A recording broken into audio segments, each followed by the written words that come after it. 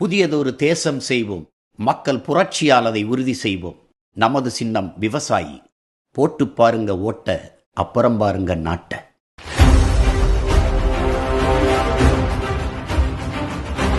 கொலைவாளினை எடடா மிகு கொடியோர் செயல் அறவே. போர்வாள் வீரர்களுக்கு வணக்கம். ராவணா வலையொலியினுடைய தலைமை ஆசிரியர் ஐயா ஏகலைவன் அவர்களை சந்தித்து சில அரசியல் விடயங்களை கேட்டு தெரிஞ்சுக்கலாம்னு சொல்லிட்டு ஐயாவோட நேரம் கேட்டு போர்வாள் வீரர்களுக்கு ஒரு அறிவு விருந்து அளிக்கணும் அப்படிங்கிறது என்னுடைய ஆசை. ஐயா வணக்கம். வணக்கம் ஐயா. வணக்கம் ஐயா. உங்களுக்கு ரொம்ப நன்றியும் மகிழ்ச்சியும். உங்களுக்கு மகிழ்ச்சிங்க. நலமா இருக்கீங்களா? நல்லா இருக்கு. சரிங்கய்யா. இது இப்போ 2 நாளைக்கு முன்பு பராசக்தி அப்படிங்கிற ஒரு திரைப்படத்தினுடைய முன்னோட்டம் வெளியாச்சு. அதில் முழுக்க தமிழர்களினுடைய அந்த மொழி போராட்டத்தை தான் மைய கருவா வச்சு படம் எடுத்திருக்கிறதா சொல்லப்படுறாங்க. அதை இந்த தேர்தல் நேரத்தில் அந்த படத்தை திரையிட்டு திமுக சில வாக்குகளை அறுவடை செஞ்சிடலாம் அப்படிங்கிற ஒரு எண்ணத்தில் இருக்குது அப்படின்னு பரவலாக சோசியல் மீடியாக்களில் சமூக வலைதளங்களில் பேசப்படுது. இன்னொரு பேச்சு என்னன்னு கேட்டால், இந்த பராசக்தி திரைப்படத்தினுடைய தெலுங்கு வெர்ஷன் அதில் சுந்தர தெலுங்கு வாழ்க அப்படிங்கிறதுல ரீமேக்கு போராட்டம் நடந்தது தமிழர்களுக்கு. ஆனால் டப்பிங் பண்ண போகும்போது வியாபாரத்துக்காக வேண்டி, பணத்துக்காக வேண்டி, காசுக்காக வேண்டி நம்மளுடைய வரலாற்றை கமர்ஷியல் ஆக்கி பணம் பார்க்குறாங்க சில பிறமொழியாளர்கள் அப்படிங்கிற ஒரு குற்றச்சாட்டு வருதுங்கய்யா. பராசக்தி நல்ல சக்தியா தீய சக்தியா? இல்லை, இந்த கும்பலே தீய சக்தி தான். அதில் என்னன்னா, இப்போ நீங்கள் சொன்னீங்க தெலுங்குல சுந்தர தெலுங்கு வாழ்க அப்படின்னு சொல்கிறாங்க. இந்த டைலாக்லாம் வச்சுருக்காங்க. இங்கே நடந்தது இந்திய எதிர்ப்பு, தமிழ் வாழ்கின்ற முழக்கம் தான் அந்த போராட்டத்தினுடைய மையம். அப்படின்றப்ப இவங்க பெரியாரியே இங்கே பெரியார்னு படத்தை வெளியிட்டுட்டு அங்கே ஆந்திராவில் போய் ஈவே ராமசாமி நாயக்கர்னு வேற வச்சுட்டாங்கல்ல பேர், அப்படிதான் வெளியிட்டாங்க அந்த படத்தை. இது அந்த கும்பல், இது பணத்துக்காக பெரியாரியே அடக வைக்கக்கூடிய கும்பல் இது. இப்போ இந்த படம் இந்த விவகாரத்துக்கு வருவோம். இதை இயக்குனர் எல்லாமே நடித்தவர் எல்லாமே கிட்டத்தட்ட தெலுங்கு தான் உள்ளார நிறைய இருக்கிறாங்க. அந்த தெலுங்கு சமூகத்தினர் நம்ம தவறா சொல்ல வரல. நீங்க இந்த தமிழ் சமூகத்தினுடைய இந்த போராட்டம், ஒரு உணர்ச்சி மிக்கக்கூடிய அந்த போராட்டத்தை நீங்க எப்படியாக காட்டியிருக்கீங்க அப்படின்றது தான் கேள்வி. முழுக்க திராவிடத்தினுடைய ஆதரவாலத்தான் இந்த போராட்டம்ன்ற மாதிரி நீங்க கொண்டு வந்து முடியும். திராவிடம் தான் இந்த போராட்டத்தையே வழி நடந்துச்சுங்கிற மாதிரி இருக்குது அந்த காட்சிகள். கொண்டு வந்து காட்ட முழுசும் பாக்குறப்பதான் தெரியும். வந்திருக்கிறத பொறுத்த வரைக்கும் அதுலயே அண்ணா ஒரு வார்த்தையை சொல்றாரு. அவர் என்ன சொல்றாருன்னா, இந்த மாதிரி இதை செய்தது நாங்கள் இல்லை, ஆனால் செய்தவன் என் தம்பி அப்படின்னு சொல்லிட்டு சொல்லக்கூடிய அந்த இடத்துலயே இவங்களுடைய போலி முகங்கள் தெரியுது. முழுக்க தமிழ் தேசிய சிந்தனையோடு, தமிழ் என்ற உணர்வோடு நடத்தப்பட்ட அந்த போராட்டம். அன்னைக்கு இளைஞர்கள் எல்லாம் திமுக ஆதரவு நிலைப்பாட்டில் இருக்காங்க. திமுக அதற்கு முன்பாக தமிழர்னு சொல்லி அந்த அரசியல் செய்தது. இது எல்லாம் கூட்டாக சேர்ந்துக்குச்சு. இதுதான் அந்த விஷயமே. வேற பின்னாடி இந்திய சுதந்திர வரலாற்றில் காந்தியடிகள் கிளைமேக்ஸ்ல ஹீரோவான கதைன்னு சொல்லுவாங்க. ஆமா, நாமெல்லாம் உயிரை கொடுத்து ரத்தம் சிந்தி போர் சிந்தி காயமடைஞ்சு குடும்பத்தை இழந்து எல்லாம் முடிச்சதுக்கு அப்புறம் கடைசியில அகிம்சைங்கிற பேர்ல காந்தி விடுதலைக்கு தந்தையாயிட்டாரு.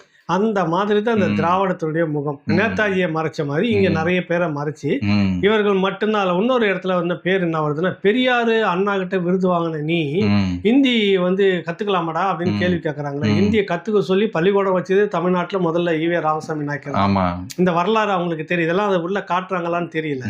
ஹிந்திக்கு எதிராக தமிழ் மொழிக்கு ஆதரவாக தமிழ்தான் இங்க இருக்கணும், பிற மொழியை மேல திணிக்காத, எனக்குன்னு ஒரு மொழி இருக்குது அப்படின்னு சொல்ற அந்த போராட்டத்தினுடைய எழுச்சி எப்படிப்பட்டதுன்னா, 2009 இனப்படுகொலை ஈழ மண்ணில் நடந்த போது எப்படி இராணுவத்தில் கும்பலா பிணங்களை ஏற்றி கொண்டு போய் அடக்கம் பண்ணாங்களோ, அதே போல உங்களுக்கு 1965 துப்பாக்கி சூடு இராணுவம் இங்கே வர வச்சு, பக்தவத்சல முதலமைச்சர் இராணுவத்தை வர வச்சு துப்பாக்கி சூடு கட்டுப்படுத்த முடியாத போராட்டம் 26 நாட்களுக்கு மேல நீடிக்குது.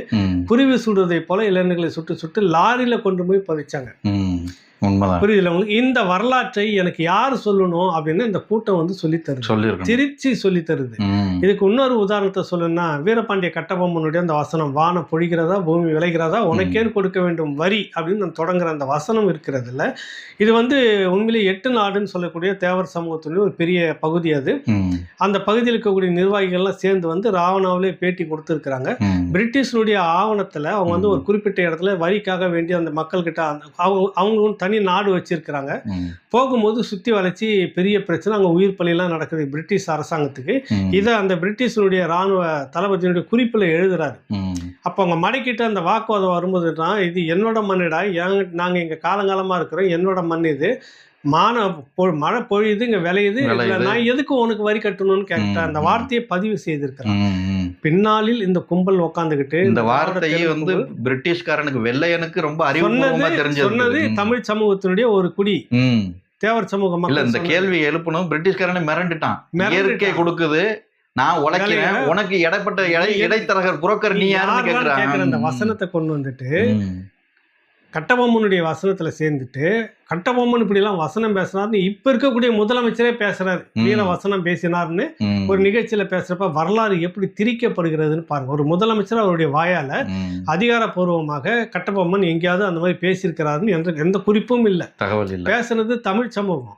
இதை கொண்டு வந்து படத்துல வச்சது அவங்களுக்கு வச்சுட்டு கட்டபொம்மன் வந்து இந்த வசனத்தை பேசினார். இன்னைக்கு நம்ம பேசிக்கிட்டு இருக்கோம்ல, இதை போல நாளைக்கு இந்தி எதிர்ப்புனா இதுதான் அப்படின்னு இந்த பராசக்தி இந்த இளைய தலைமுறைக்கு காட்டக்கூடிய ஒரு அயோக்கியத்தனமான இது. இதுல முழுக்க முழுக்க முழுக்க இருட்டடிப்பு நிறைய நடந்திருக்கலாம் அப்படின்னு நமக்கு ஒரு சந்தேகம் இருக்குது. ஒன்றும் படம் முழுக்க நம்ம பார்க்கல, பார்த்துட்டு பேசணும். அடுத்து ஒரு கேள்வி இதுக்குள்ள வச்சுங்க, ரொம்ப அறிவுபூர்வமான ஒரு கேள்வி. உண்மையிலே இதை வைத்து ஓட்டு அரசியல் நடத்துறதுக்கு இருக்குதா திராவிட கழகம்? கரெக்டா நீண்ட நெடிய காலம் திட்டம் போட்டு தான் உள்ள கொண்டு வராங்க. நாங்கள் தான் இப்படிலாம் செய்தோம், நாங்கள் தான் அப்படிலாம் செய்தோம் அப்படின்னு சொல்லிக்கிட்டு இதன் மூலமா பொதுவா தமிழ் சமூகம், நம்ம தமிழர்கள் உணர்வுபூர்வமான மொழி உணர்வுல கொஞ்சம் அதிக பற்று நமக்கு இருக்குது.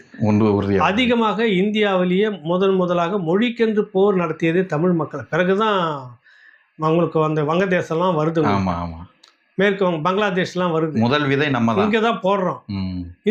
இதை பயன்படுத்திக்கலாமா இந்த தேர்தலுக்கு அப்படின்னு பார்க்குற ஒரு சதித்திட்டம் இதுக்குள்ளே இருக்குதோன்னு நினைக்கிறது. ஏன்னா திட்டமிட்டு இந்த தேர்தலுக்கு முன்னாடி கொண்டு வராங்க. ஆனால் இதில் இன்னும் ஒரு பெரிய ப்ளஸ் பாயிண்ட்னா, ஒரு வேலை இவர்கள் அப்படி திருச்சி உள்ளே வச்சிருந்தாங்கன்னா அதிகமாக அவமானப்பட போகிறது இவங்களா தான் இருக்கணும். எப்படின்னு கேளுங்க. எப்படிங்க? இல்லை என்னன்னு, அது என்னன்னா, இந்தியை எதிர்த்ததுல நாங்கள் தான் சூராதி சூரர்கள், எங்க இயக்கம் எங்களுடைய கட்டமைப்பு இப்படிலாம் இருந்தது, பெரியார் அண்ணாலாம் இருந்தது. பெரியார்லாம் அந்த மாதிரி சொல்லவே இல்லை. வயல தீக்குச்சியும் எரி எண்ணெயும் கையில வச்சுக்கோங்க. எங்கெல்லாம் இந்த போக்கிரி பசங்கள்ன்றாரு, இந்தி இந்தியை எதிர்த்து தமிழ் மொழிக்காக போராட்டம் பண்ணக்கூடியவர்களை போக்கிரி பசங்க எங்கெல்லாம் இருக்கிறாங்க போக்கிரிகள், அவங்கள வந்துட்டு மண்ணெண்ணை ஊற்றி கொளுத்துங்க, கையில ரெடியா வச்சுக்குங்க அப்படின்னு சொல்றாரு. இவர் அப்படிலாம் ஒன்றும், இவரே லெட்டர் பேட் கட்சி அந்த நேரத்துல. ஏன்னா ஒரு விட்டு தம்பிகள்லாம் வெளியே வந்துட்டார். தமிழ்நாட்டுக்கு சுதந்திரம் கொடுக்காதீங்கன்னு சொன்னவர் தானே. எந்த மண்ணுக்கு உண்டான எந்த நன்மையிலும் பங்கெடுக்காத ஈவே ராமசாமி நாயக்கர் சுதந்திர போராட்டத்துல பங்கெடுக்கல. ஒரு சின்ன உவமை மட்டும் சொல்லிக்கிறேன். இவங்க வந்து நம்மளை எப்படி நம்ப வச்சிருக்காங்கன்னா, ஆரியத்தை நாங்க தான் எதிர்க்கிறோம், சனாதனத்தை நாங்க தான் எதிர்க்கிறோம்னு மோடியை 3 தடவை பிரதமராக்க வச்சுட்டாங்க. ஆமா, அதே மாதிரி உங்க மொழிக்காக வேண்டி நாங்க தான் போராடணும்னு சொல்லிட்டு இந்த பராசக்தியை கொண்டு வந்திருக்காங்க. இதன் மூலமாக என்னன்னா, இந்தியை எதிர்ப்பது நாங்கள் அப்படின்னு சொல்லக்கூடியதுல முதல்ல உங்க பெரியாரை எதிர்க்கல. பெரியார் வந்து முழுக்க முழுக்க என்ன பண்றாரு, அதுக்கு ஆதரவாக இந்தி கத்துக்கிறதுல என்ன போயிடுது, வாங்கிட்ட என்னத்த வந்து பண்றான், கத்துக்கிட்டு போறதுல என்ன இருக்குது அப்படின்னு பேசுனது, அங்க போட்டு கொளுத்துங்கன்றது, அரசு கிட்ட துப்பாக்கி நான் தொடைக்கிறதுக்காக இருக்குது, ஒரு 4 காலி பசங்கன்றாரு. மொழி போராட்டத்துல உயிர் தியாகம் செய்யக்கூடிய இளைஞர்களை என்ன காலி பசங்க 4 காலி பசங்களை சுட்டுத்தலனா இந்த போராட்டம்லாம் நடக்கும். அந்த திரைப்படத்துல மொழிக்காக வேண்டி சூடுபட்ட, அதாவது துப்பாக்கி சூடுபட்ட எந்த தமிழ் பெயராளர்களையும் காட்டல. இல்ல, அது வெறுமனே அந்த கதாநாயகனுடைய சார்ந்த அந்த கதாபாத்திரங்களை மட்டும்தான் காட்டுறாங்களே. இது வந்து சினிமாத்தனமான ஒரு விஷயத்த, இது என்னன்னா மீண்டும் ஒரு கட்டபொம்மன், அதான் அந்த ஒரு விஷயம். சுருக்கமா சொல்லணும்னா, நான் சொல்ல வந்த விஷயம் என்னன்னா, படம் வெளியில் வந்து ஒருவேளை மொழி தாக்கம் ஏற்பட்டு நாங்கள் தான் சொன்னால் கூட முதல்ல முகத்தில் காரி துப்புற மாதிரி திரும்பி பார்க்க வேண்டிய விஷயம் தான் திராவிடம் தான். ஏன்னா இந்த கும்பல் தான் இன்னைக்கு எல்லா தனியார் பள்ளியும் வச்சுக்கிட்டு இந்திய கற்றுக் கொடுத்துட்டு இருக்கிறது இந்த திராவிடம் தான். புரியுதுல உங்களுக்கு? அண்ணன் சீமான் சொன்னது மாதிரி இந்திய எதிர்த்தாதனடா உனக்கு பிரச்சனைனா இந்திக்காரனையே திணிக்கிறேன்டா அப்படின்னு சொல்லிட்டு இந்தி பள்ளிக்கூடங்கள் வச்சு இப்ப ஹிந்திக்காரனையும் சம்பாதிக்க ஆரம்பிக்குது. இந்தி பள்ளிக்கூடம் வந்து மத்திய அரசு பள்ளி, அது அந்த ஒன்றும் மற்ற கேந்திர வித்தியாலயான்னு சொல்ற மாதிரி இவங்க வித்தியாலயம் என்ற பேர்ல வச்சுட்டு சிபிஎஸ்சி பள்ளியெல்லாம் உள்ள கொண்டுட்டு வந்துட்டு முழுக்க முழுக்க இந்திய ஆதிக்கமாக வச்சு நடத்துறதே இந்த திராவிட கும்பல் தான். கையில் காசு வச்சுக்கிட்டு இடத்த வச்சுட்டு பள்ளிக்கூடம் நடத்துறது. மொழி இப்போ முதலமைச்சருடைய மகளோ மருமகனோ நடத்துகிற ஒரு பள்ளிக்கூடம் சன்ஷைன் சொல்கிறாங்கல்ல, அதுலேயும் ஹிந்தி இருக்குது. இந்தியை நீ கொண்டு வந்து பள்ளிக்கூடத்தில் வச்சு பாடம் சொல்லி கொடுத்து விட்டு அரசு பள்ளிக்கு மட்டும் நடத்த மாட்டேன் அப்படின்னு ஒரு விவாதம் போயிட்டு இருக்கு. நாங்கள் எதிர்க்கிறோம். ஆனால் தமிழ்நாட்டுக்குள்ள கூட எல்லா தனியார் உங்க பிள்ளைங்கள்லாம் வந்துட்டு ஹிந்தி படிச்சுட்டு மேலே போகணும், மற்ற பிள்ளை படிக்க கூடாதா ஒரு விவாதம் வருது. அங்கெல்லாம் காசு வருது, அரசு பள்ளியில காசு வராது. காசுக்காக உங்களுடைய தமிழ் மொழியை விற்கக்கூடிய கும்பல் இந்த கும்பல். நான் சொல்லல, காசு கொடுத்தா அவன் கூட்டியும் கொடுப்பான்னு நான் சொல்லல. உங்க பெரியார் தான் சொல்றாரு திமுக அவங்க அப்படிப்பட்ட பசங்க இவனுங்க அப்படின்னு, கண்ணீர் துளி பசங்க இந்த மாதிரி காரியத்தெல்லாம் செய்வாங்கன்னு அவர் தான் சொல்ல வராரு. இவ்வளவு அயோக்கியத்தனத்தை வந்து மறைச்ச ஒரு வரலாறு வந்து உள்ள இருக்குது. அதனால இந்த பராசக்தி வந்து என்ன சொல்ல வருதுன்னு முதல்ல நம்ம பார்ப்போம். வரலாற்றில் இருட்டடிப்பு செய்யக்கூடிய விஷயங்களை தான் தமிழ் சமூகத்துக்கு ஒரு யோக்கியமான நன்மையும் அல்லது நேர்மையான வழியும் இது வரைக்கும் திராவிடம் சொன்னதில்லை. இந்த படத்துல மட்டும் சொல்லிட போதுதான். அதை விநியோகம் வந்துட்டு யாருனாக்கா இன்பன் உதயநிதி, அவரு பிற மொழியாளர். நடிக்கிற முக்கிய நடிகர் வந்து பிற மொழியாளர், கூட இன்னொருத்தர் துணையா வர்றது பிற மொழியாளர். சிவகார்த்திகேயன் மட்டும்தான் ஒரு தமிழர் இல்லையே? அவரும் தமிழர் இல்லையே? யார் சொன்னது? அவரே தான் மெயின், அவரே பிற மொழியாளர். அப்படியாங்க? புரியுதுல உங்களுக்கு? இன்னொருத்தர் நடக்கிறாரு நம்ம இவரோட மகன், அவர் கன்னட மொழியை சேர்ந்தவர். ஆமா, ஜெயம் ரவி கன்னட மொழிக்காரர். அவரும் வேற மொழி. உங்களுக்கு நடிகையும் அந்த மாதிரி தான், இந்த கும்பலே வேறதான் இருந்துகிட்டு இருக்குது. நீங்க எப்படி தமிழுக்கு வந்து இந்த போராட்டத்தை சொல்ல வரீங்க? கேட்டா தமிழுக்கு வந்து யோக்கியதில்லை, நாங்க தான் இருக்கிறோம். உங்ககிட்ட கொள்ளடிச்ச பணம் இருக்குது, அதை வச்சு நீங்க வெளியிடலாம், அது வேற விஷயம். புரியுதில்ல? ஆனா தப்பான ஒரு தகவலை நீங்க வந்து சொல்லிட்டு இருக்கிறீங்க சமூகத்துக்கு. இந்த படம் வந்துட்டு திமுகவுக்கு செட்பேக் ஆகும். ஏன்னா இந்திக்கு எதிர்ப்புல இவ்வளோ தியாகத்தை பண்ணதான் நீங்க உங்களை உள்ள நுழைச்சிக்கிட்டு காட்டக்கூடிய நீங்கள் இன்னைக்கு எப்பரா இந்தி இந்த அளவுக்கு உள்ள விட்டுக்கிறீங்க அப்படின்னு கேள்வி வருமா? வரும்ல. ஒன்றும் இல்லை, கருணாநிதி தயாநிதிக்கு வந்து தன்னுடைய கட்சிக்காக அவனுக்கு சம்மந்தமே கிடையாதுங்க. டிவி நடத்திட்டு இருந்த போஸ்டிங் அந்த கட்சிக்காக போஸ்ட் ஓட்டிட்டு உண்ணாவிரதம் இருந்துக்கிட்டு செத்து போயிடுச்சு, எல்லாத்தையும் அறுத்துட்டு ஒன்றும் இல்லாமல் நின்று நடுத்தல நிக்கிறவனுக்கு பதவியில திடீர்னு கூட்டு மத்திய மந்திரி பதவிங்க. அவருக்கு தான் ஹிந்தி தெரியும் அப்படின்னு. என்னுடைய பேரனுக்கு ஹிந்தி நன்றாக தெரியும். உன்னெல்லாம் என்ன சொல்றது சொல்லு? ஹிந்தி படிக்க கூடாதுன்னு ஒரு பக்கம் சொல்லிக்கிட்டு மொழி போர் எல்லாம் நடத்தினது முழு வடிவம். பேரனுக்கு ஹிந்தி நன்றாக பேச தெரியும், அதற்காகத்தான் நாங்கள் பதவியை கொடுத்துருக்கோம்னா எவ்வளவு பெரிய போர்ஜரி வேலை. திராவிடம் காலம் முழுக்க இதுதான் செய்யுது. இதை அம்பலப்படுத்தணும். ஒரு கட்டத்திலையும் இந்த இருக்கக்கூடிய இளைஞர்கள் இன்னும் வேகமா வரணும். இந்த கூட்டத்தை அம்பலப்படுத்தி இது நீர்த்து போக செய்யும். நமக்கான காலம். தமிழ் இளைஞர்கள் இதை சரியா பயன்படுத்தி இந்த 26 நம்ம எதிர்கொண்டு ஒரு எழுச்சி அப்பதான் வரும். இதெல்லாம் பார்த்து ஏமாந்துடக்கூடாது. இதன் மீது ஒரு விமர்சனத்தை வைக்கணும், கேள்வியை வைக்கணும். இவ்வளவும் சொல்லக்கூடிய நீ இன்று அந்த மொழியை தாங்கி பிடித்து கொண்டிருக்கிறீர்களா? தமிழ் மொழியை இங்க ரோட்ல முதல்ல வளர்த்திருக்கீங்களா அப்படின்ற கேள்வியை இந்த திமுக மீது நம்ம வீசக்கூடிய நாம் தமிழர் கட்சி ஒவ்வொரு மேடையிலையும் இது நம்ம சென்னை, இது நம்ம ராம்நாடு, தமிழ் மொழியை வாழ வைக்கிறேன்னு சாக வச்சுக்கிட்டு தான் இருக்காங்க. அதுதான் என்னன்னா இந்த பூமாராங்கன்னு சொல்லுவாங்க, வீசுற கத்தி சோழ்ந்துகிட்டே வந்து இவனையே அடிக்குன்னு சொல்லிட்டு அந்த மாதிரி இந்த படம் இவர்களுக்கு இந்த தேர்தல் செய்யும் பிற்பகல் விளையங்கிற மாதிரி மொத்தமா சேர்ந்து சொந்த காசுல சூனியம் வச்சுக்கிற கதையா முடிய நினைக்கிறேன். அப்படித்தான் நான் நினைச்சேன். நீ 100 பராசக்தி எடு, இங்க தீர்மானிக்க போறது தமிழர்களின் சக்தி தான் அப்படிங்கறத நான் இதுவே உங்களை எக்ஸ்போஸ் பண்ணிடும். நீங்க யாருன்றது இப்ப எடுத்துட்டீங்க, நாங்க தான் அத்தாரிட்டின்னு சொல்ல போறீங்க. அதான் முடிவு. கிட்டத்தட்ட நாங்க தான் சொல்ல போறீங்க, இந்திய எதிர்ப்புக்கு நாங்க தான் அத்தாரிட்டினுங்க. இவ்வளவு அத்தாரிட்டியா இருக்கிற யோக்கியவான் ஏன்டா இத்தனை பள்ளிக்கூடத்தை நடத்துறீங்கன்னு நம்ம திருப்பி கேட்போம் இல்ல? அதுதான் உங்களுக்கு செட்பேக்கு. வா ராஜாவா பார்க்கலாம் அப்படின்னு களம். அடுத்து இன்னும் சல்லியர்கள்னு ஒரு திரைப்படம், தேசிய தலைவர் பிரபாகரன் அவர்களினுடைய வாழ்க்கை வரலாறு தழுவி எடுக்கப்பட்ட ஒரு திரைப்படம். ஈழத்துக்கு நாங்கள் தான் குரல் கொடுத்தோம், நாங்கள் தான் பக்கபலமாக நின்றோம், பிரபாகரனுக்கு நாங்கள் தான் உதவி செஞ்சோம், பிரபாகரனை போய் நேரில் சந்தித்து பேசிட்டு வந்தோம் அப்படின்னு சொல்லக்கூடிய ஒருத்தரும் வாய் திறக்கலை. அந்த இயக்குனர், அந்த தயாரிப்பாளர் எல்லாரும் வந்து இந்த படம் தமிழர்கள்ட்ட போய் சேரணும், எங்களுக்கு வருமானம் இல்லாட்டாலும் பரவாயில்ல, இதை ரிலீஸ் பண்ணுறதுக்கு கூட தடை செய்கிறாங்க அப்படின்னு சொல்லிட்டு ஒரு பக்கம் சல்லியர்கள்ங்கிற திரைப்படம் வந்து கண்ணீர் வடிக்கப்படுது. அதை பற்றி உங்களுடைய பாருங்கய்யா. இல்லை, அது வந்து தேசிய தலைவருடைய வாழ்க்கை வரலாறு படம் கிடையாது. அந்த யுத்த களத்தில் தழுவி எடுக்கப்பட்டது. மருத்துவ பிரிவு என்ன மாதிரியாக களப்பணி செய்தார்கள். அதாவது உயிரே போனாலும், தங்களுடைய உயிர் போனாலும் தன்னிடம் வந்து ஆயுதம் இல்லாமல் இருந்த எதிரியாக இருந்தாலும் கூட அவன் உயிரை காப்பாற்ற வேண்டியதுதான் அவனுடைய தலையாய கடமை. அதுதான் தலைவர் அப்படிதான் சொல்லி வளர்த்திருக்கிறார் என்றதுதான் அந்த இயக்கம். அவங்களும் போராளிகள் தான், மற்ற மருத்துவ போராளிகள் யுத்த களத்தில் இருக்கிறாங்க. எந்த இனத்தை அழிக்கணும்னு துடிச்சு வந்து களமுனைக்கு வரானோ அந்த சிங்கள அதிகாரி ஒருத்தனை அடிபட்டு இவங்க கிட்ட வந்துடுறாங்க. இவங்க கிட்ட இருந்து உயிர் காக்கிற அந்த போராட்டம் மருத்துவத்தை பண்ணிட்டு இருக்கிறாங்க. ரொம்ப விறுவிறுப்பான காட்சிகள். மருத்துவம் பண்ணிட்டு இருக்கும்போது சிங்கள தலைமை வந்து விமான குண்டு வீச்சு மொத்தமா அந்த மெடிக்கல் கேம்ப் அழிச்சிடணும், இவர்கள் இருந்தால்தான் திரும்ப எழுந்து வர முடியும்.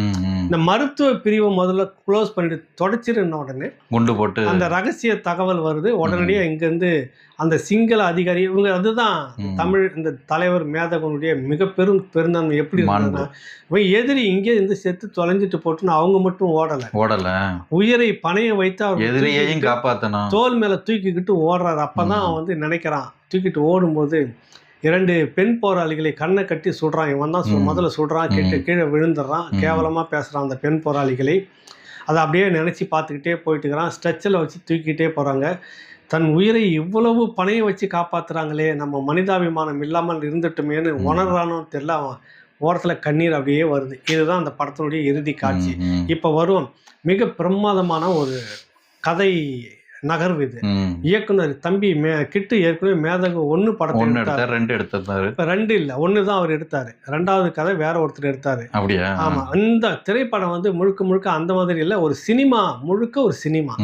இன்னும் கொஞ்சம் படம் அதுல பணங்கள் ஒரு சில கோடிகள் அதுக்குள்ள இறக்கி இருந்தாங்கன்னா புகழ்பெற்ற ஒரு ஹாலிவுட் திரைப்படம். அப்படி ஒரு சண்டை காட்சி, அப்படி ஒரு நகர்வு விறுவிறுப்பா சினிமா உட்காந்து நீங்க பார்த்தா எப்படி இருக்கிறது. பிரபலமான விஐபி யாரே ஒருத்தர் நடிச்சிருந்தாருன்னு வச்சுக்கோங்க, இன்னைக்கு நம்பர் டாப் நம்பர் 1 இந்த திரைப்படம்.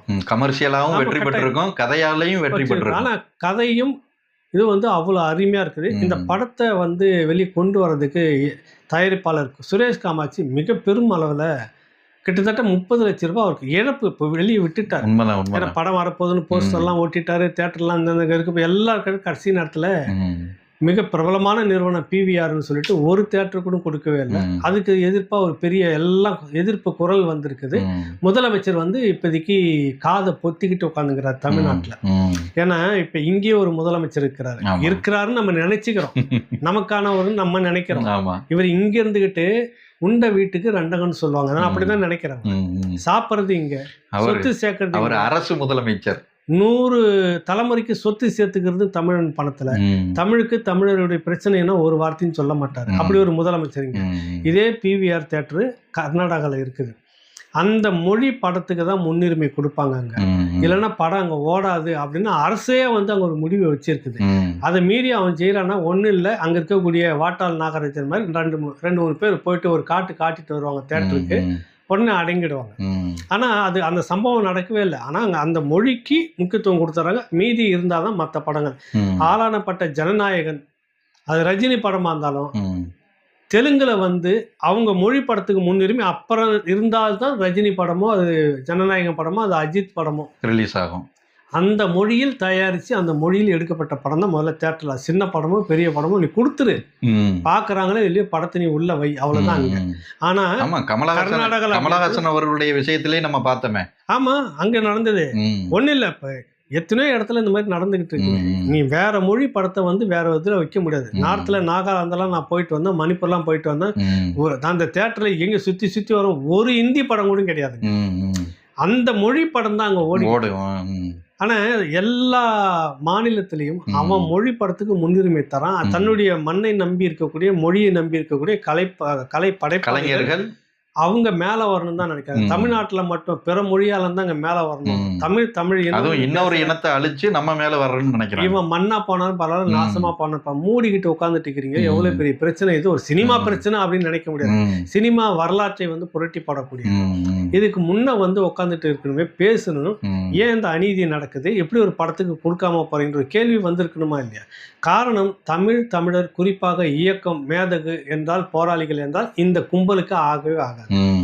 இப்ப இதுல கூட பாத்தீங்கன்னா தமிழ் சொல்றது எல்லாம் பிரபாகரனை போய் நாங்க சந்திச்சோம், ஈழத்துல போய் நாங்க உதவி செஞ்சோம் அப்படின்னு சொல்லிக்கிருவாங்க. ஆமா, ஏன் தேர்தல் நேரம் வைகோ ஏன் அதுல பேசல வாய் திறந்து? ஆமா, நான் தான் 5 லட்சம் பேரை வச்சுக்கிட்டு இருக்கிறேன் அப்படின்னு பேசிக்கிட்டு நேரில் சந்திச்சு வந்தவன் அப்படின்னு சொல்லிட்டு நேர்ல சந்திச்சு எல்லாம் பண்ணுங்க, எல்லாம் சரி உதவி பண்ணீங்க, நேர்ல இருந்தீங்க, எல்லாம் பண்ணீங்க. நெருக்கடி நேரத்தை விட்டுட்டு போயிட்டீங்க. இயக்கம் விழுந்த பிற்பாடு தமிழ்நாட்டுல பேசி அதை பேரை சொல்லி நீங்க வளர்க்கவே இல்லையா? அது நடந்தது ஒரு விட்டுட்டு துரோகம்னு போயிட்டீங்க. கூட நீங்க இன்ன வரைக்கும் பதிவு செய்யலையே. சரி, அது இந்த இழுத்து கொண்டு வந்து சுமந்து நிக்கிறது சீமான் ஒரு ஆளு இந்த தான். சல்லியர்கள் படத்தை சுரேஷ் காமாட்சி இவ்வளவு இழந்து பணம் ஒரு பக்கம் போகட்டும் பரவாயில்ல, பட் இந்த படம் போய் சேரணும் போராடிட்டு இருக்கும்போது அவருக்கு யார் குரல் கொடுக்குறீங்க? தமிழ் தேசிய தளத்துல இருக்கிறவங்க தான் பேசிட்டு இருக்கிறாங்க. நீங்க மத்தவங்க இது என்ன திராவிடர்களுக்கும் இதுக்கும் ஆகாதா?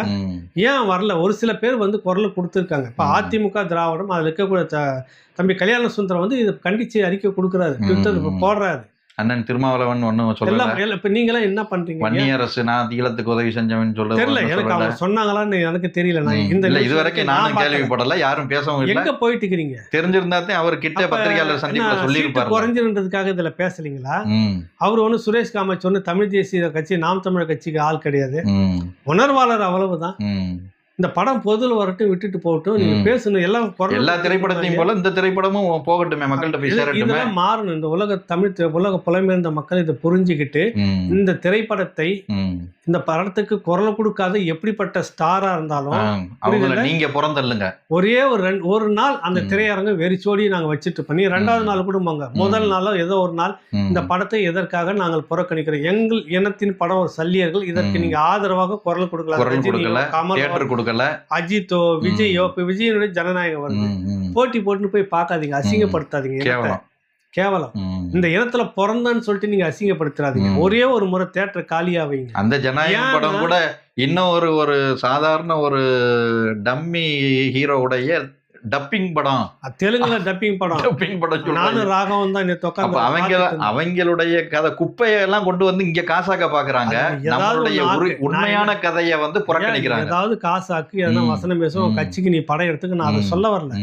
இந்த இனத்தினுடைய ஒரு பிரதான விஷயமா பார்க்கக்கூடிய ஒரு காட்சி, ஒரு திரைப்படம், இதற்கு குரல் கொடுக்காத விஜய் படத்தை நான் ஏன் தலைமையில தூக்கணும்? இந்த கேள்வி ஒரு தமிழனுக்கும் இருக்கும். ஆனா இந்த திராவிடம் எதை சாதிச்சோ இல்லையா, தமிழர்களுக்கு எது அசல் எது போலிங்கிற அறிவு இல்லாத அளவுக்கு 60 வருஷத்துல தமிழர்களை சோழியை முடிச்சுட்டாங்க.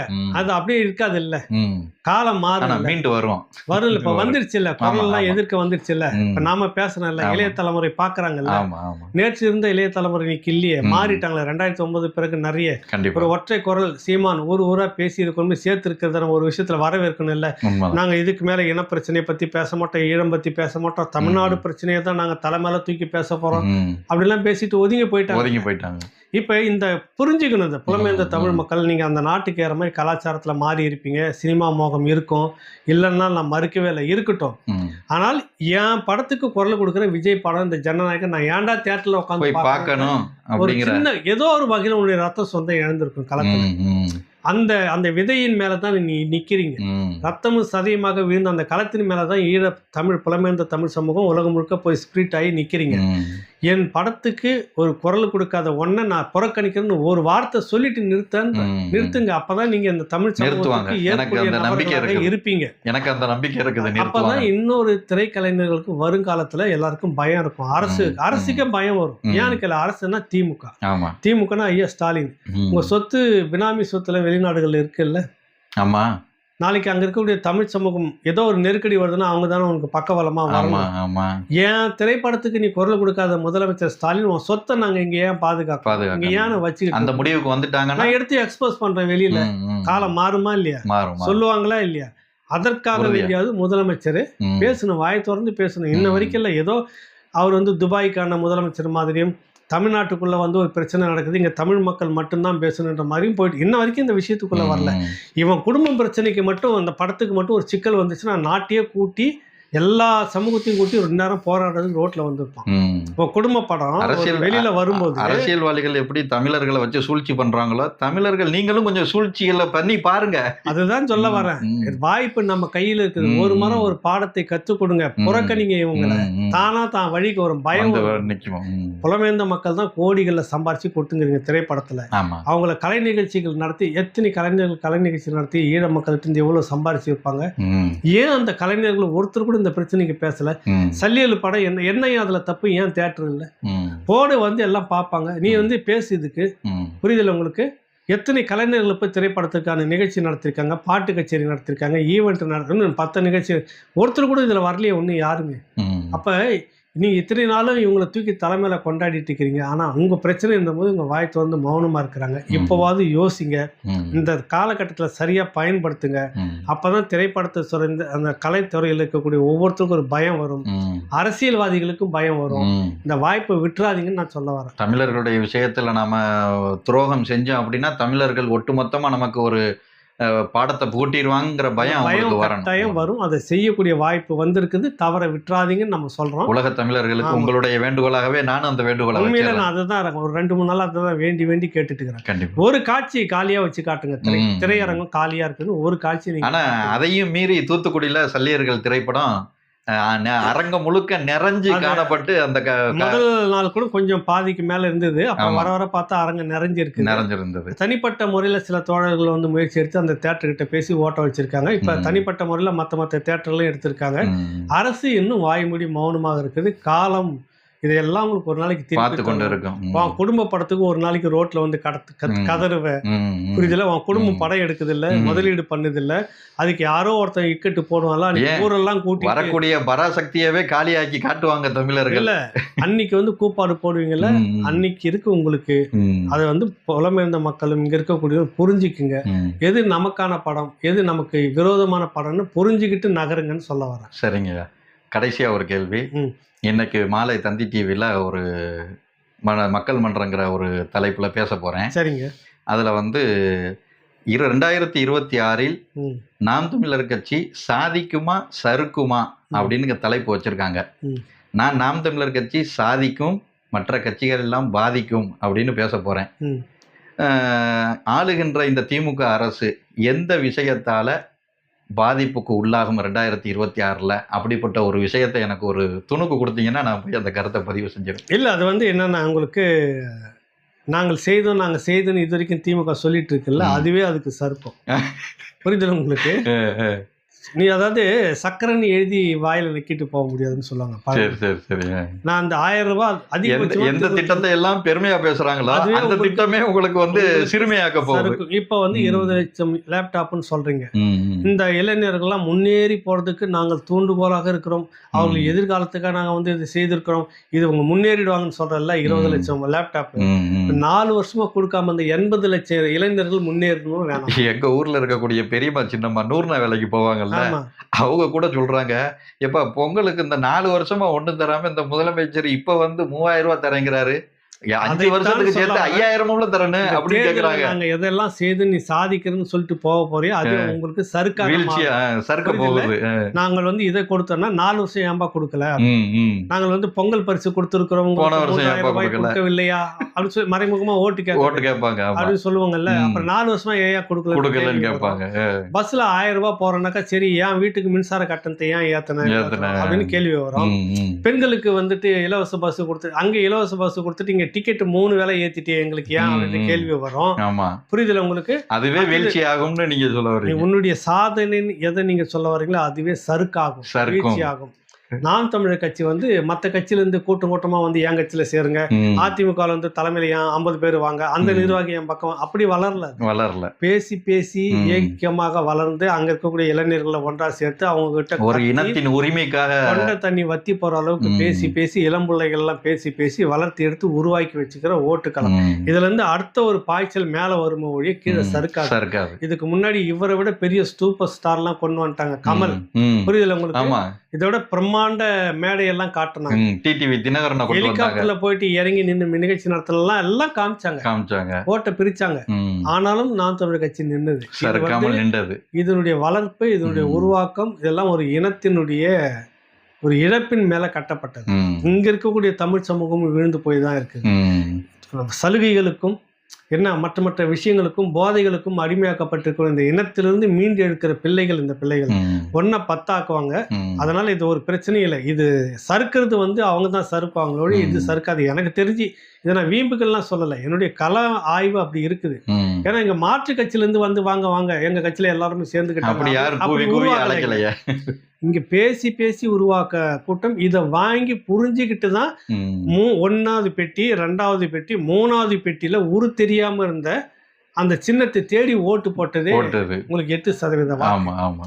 அந்த நேரத்துல அண்ணன் சொல்லுவாரு, விவசாய சின்னத்தை என்னுடைய வாக்காளர்கள் பதறுகள் அல்ல மணிகள் அப்படின்னு. ஆமா, அந்த நேரத்துல விவசாய சின்னத்தை இன்னொருத்தனுக்கு கொடுத்துருந்தீங்க. அதுக்கு யாருன்னு அவனுக்கு தெரியாது. 1 லட்சம் ஓட்டு கிட்டத்தட்ட அதுக்கு பிரிஞ்சு போச்சு. ஆமா ஆமா. வந்திருந்தா ஒன்னும் கூடுதலா எவ்வளவு சதிக்கு பிறகும் தேடி வாக்களித்த மக்கள் இந்த முறையும் தேடி வாக்களிப்பாங்க. புரிஞ்சுக்கிட்டவங்க தான் இங்க இருக்கிறாங்க. அவங்க தான் இன்னும் கூடுதலா வந்திருக்கிறாங்க.